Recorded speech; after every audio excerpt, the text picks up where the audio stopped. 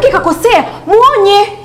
Umeshindwa kumuonya, mrejeshe kwa wazazi wake. Ataenda kufunzwa huko, atafundishwa adabu, ndipo atarudi tena kwenu nyewe wanaume. Sio sawa. Kama kweli Abi alikuwa na tabia kumpiga Neli, basi ni bora Neli asirudi tena, abaki huko huko. Tima, we are so sorry.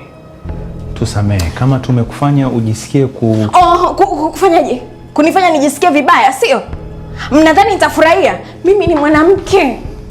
Ni mwanamke na nina mtoto wa kike. Hii si sawa. Hii si sawa, Dave.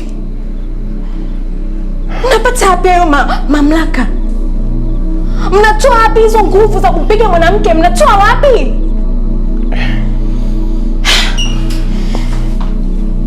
Ajabu sana.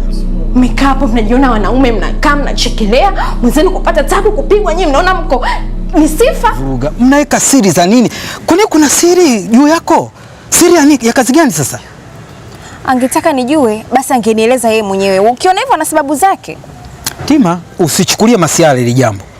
Hili jambo ni baya sana. Na hili jambo litakwenda kukudhuru tena kwa upande wako wewe. Nakwambia. Kunidhuru? Kunidhuru kivipi? Devi anafanya ujinga. Tima, sikiliza nikwambie.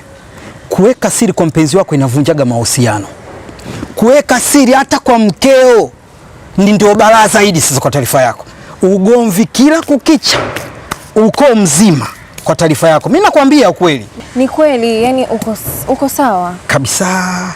Sasa wewe nataka mimi ujiulize, yeye anachoficha ni kitu gani? Ni kipi anachoficha?